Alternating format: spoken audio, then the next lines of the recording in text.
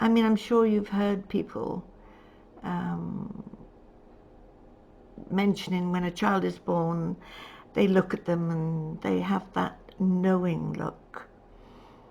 And so they say, oh, that child has been here before. It's got a new life, but an old soul. Um, and I believe that there are many people in this world who have been born before, that we have past lives. Not everybody believes in past lives. I, for one, do. My son, for example, when he was little, went through the first part of his life believing that he was an Eskimo, but he also had, I'm talking about up to about 2 years old, and you know, he said that he was born in the snow, and he died in the snow. Then he became, I don't really know, he could heal people's headaches. He would put his little hand on their heads and he would say, headache's gone now, and it would be gone. I know it sounds ridiculous, but you know, and I always thought to myself, he's an old soul, you know, he's been here before. And he had been here before. Very funny little fellow. Then another son that I had, he was only about 3 years old, I suppose. We were watching a film, Tale of Two Cities, and he started to cry and saying, turn it off, turn it off. You know, and we said, sort of, what's wrong? And he said, it's sad, it's sad. They're going to chop his head off. And I thought, okay, how did a little boy of that age, how could he have possibly known that that was happening in, you know, or it did happen in France centuries ago? How could he know? But yes, and things like that made me start to wonder. And also my own life, senses of deja vu, we've all had them. And very often I'd be able to find places that I'd never been to, you know. Even if something simple like going for a walk and knowing where the shop was, but I'd never been there before, but I could take you straight to the shop. Very bizarre. Very weird. We did it in England. We went to Staffordshire and we were all thirsty after having a long walk. And I was able to find a shop straight away, you know, like walk along here, turn right, first on your left, there'll be a little shop and we can buy water there. I'd never been there before, never. Well, not in this life anyway. And other instances, I'm sure everybody's had them as well. And I found this article on a website called sungazing.com, and it was fascinating. And it said things that they resonated with me. And also one of my sons, I mentioned it to him and he said, it does seem rather familiar. It's quite remarkable, I think. And it said about old souls, they travel through their own path through life, on their own path, and they don't have huge amounts of friends. They have a small amount, you know, that they're drawn to. And some people may think they were oddbods, you know, whatever. I've been called worse. Oddbod is nothing to me. They're not followers. They don't follow others. Material items are not important to them, and it isn't to me. As long as I've got what I need, wouldn't matter. You know, if I didn't have anything, I really wouldn't care. They're after happiness more than anything, and these sort of people are more spiritual, more grounded than others. And I thought, yeah, that could be, that was very familiar. And that they only had a few true lifelong friends. Some have none. But they have difficulty with connecting with people around their own age because they're interested in different things that people talk about. They're not very good at small talk. They gravitate toward people who are like them, people who are interested in nature and other spiritual things and deep conversations, not small talk.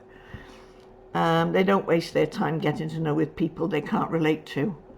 And it is said, apparently, that old souls look for friends who they see as kindred souls. And I thought, yeah, that's another one that's very familiar. Old souls have unquenchable thirst for living and learning. That's true.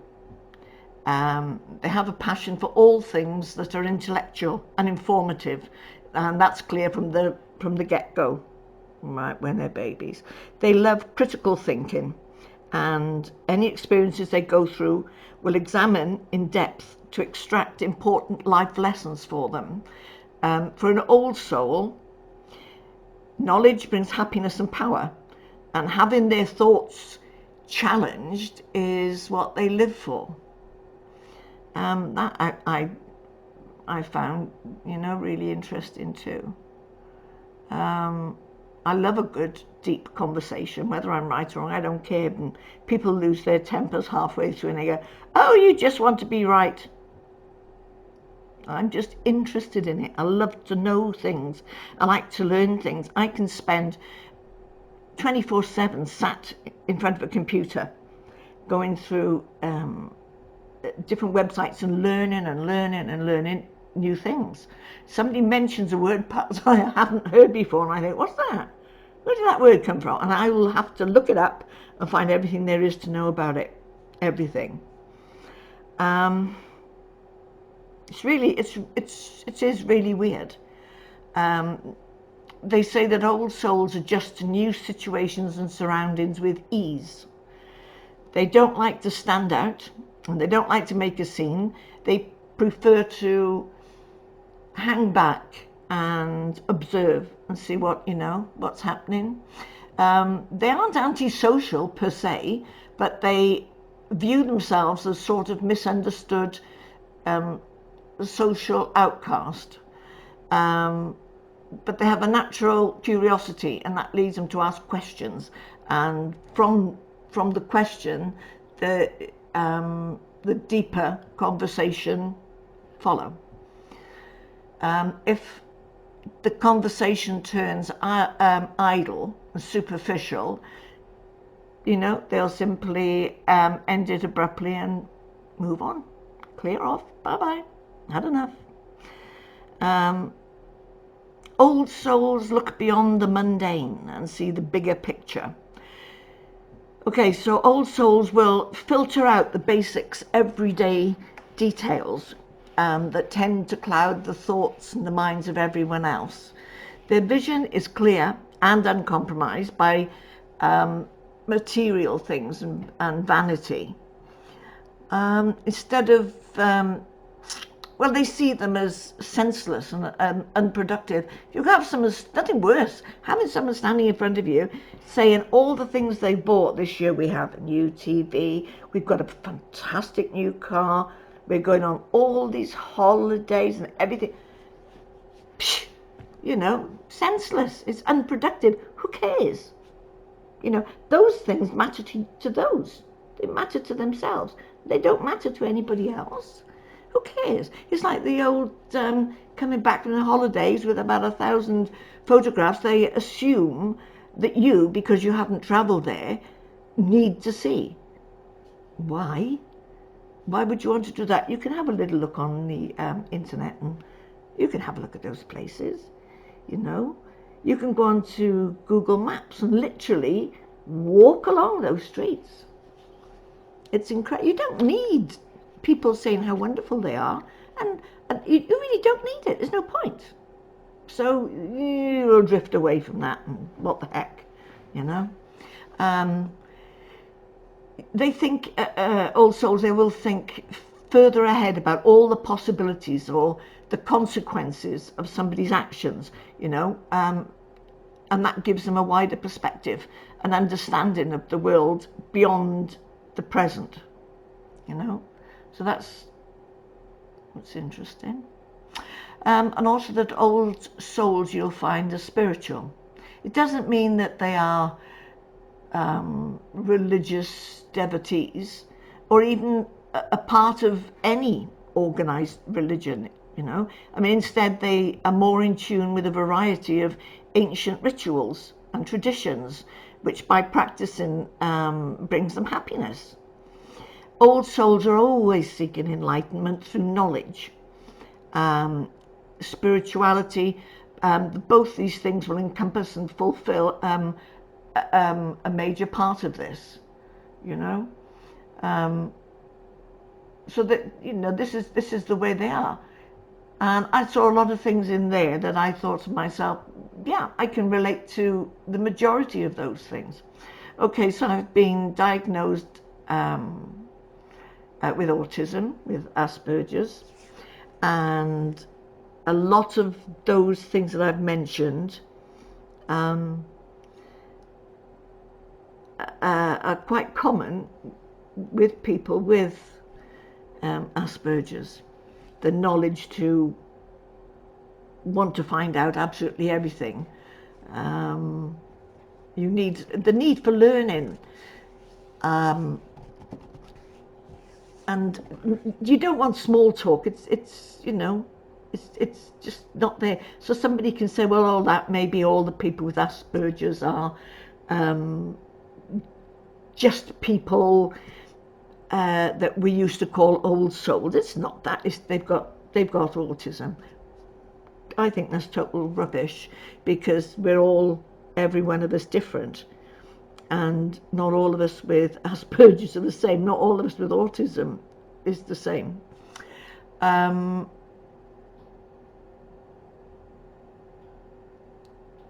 yet, yes, a lot of the things are quite similar, but it will, you know, people call them star people, people from another planet. I quite think that I live on a different planet sometimes, and most people think I do, and agree with me. That's okay. And I think the fact that I found most interesting about the belief in an old soul would mean, if that's the case, then we are born again, which means that there is life after death. And our lives are not just, oh, we get born, die, bye-bye. You know, we do go on. Our souls are reborn.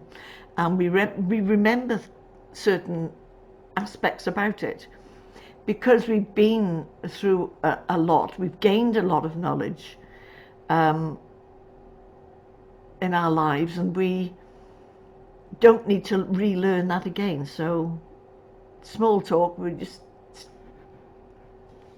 you know, I can be absolutely totally wrong. That's okay. I really don't care if I am or not.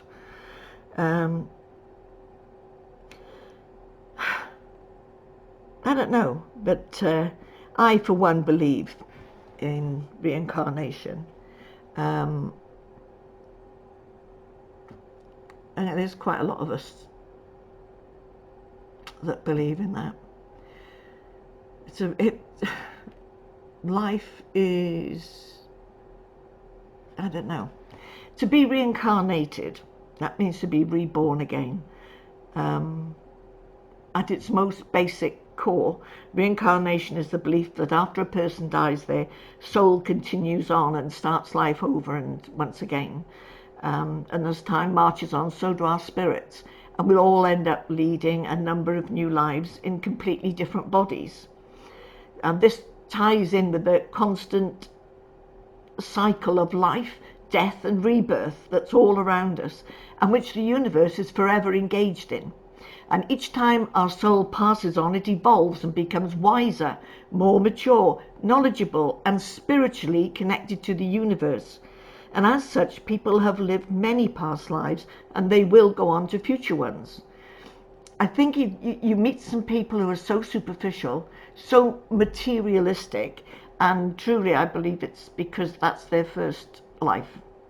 Because they don't know anything and they think that it's good to collect stuff and as much pretty expensive things as they possibly can, because they don't have any spirituality. You know, there's nothing there. They're so on one level. It's, you know, and I truly can't get on with people like that. Yeah, it's just plain greediness. You know, it's nice to have pretty things, and if you've got the money and you think, oh, I like that, I'll go and buy it, then do it. You know, but it's those who think we must have it because it's what people do when they have a lot of money. We'll go out and have the best kitchen that you can possibly have, you know, because that's what's done. And maybe they can't quite afford it, but that doesn't matter. You know, it doesn't matter. They'll have it done because it shows wealth, it shows importance. Where in the lives of an old soul who has had the importance before, you realise that it's not important. None of it is. None of it is. You know, we're here to learn and to develop our spiritual side. Learn. I mean, gosh, look how the world is changing. It's changing all the time. And if, for example, you had a past life of the 1800s, and doosh, all of a sudden you're being born into the year 2000, and you've got another 60, 70 years in front of you to learn all those new things that have happened, you know, all the exciting things, the new technology. It's totally fantastic to be able to do it. You know, I would love to be able to remember and maybe come back in, I don't know, 100 years' time perhaps, and think and see what's happened. Although I'm not sure things are happening for the good. But, you know, it means if you come back and life is dreadful and you only got 10 years, that's okay. Still 10 years, you know. There's still more things to learn. I think as time goes on, people will realise that they have to be more spiritual.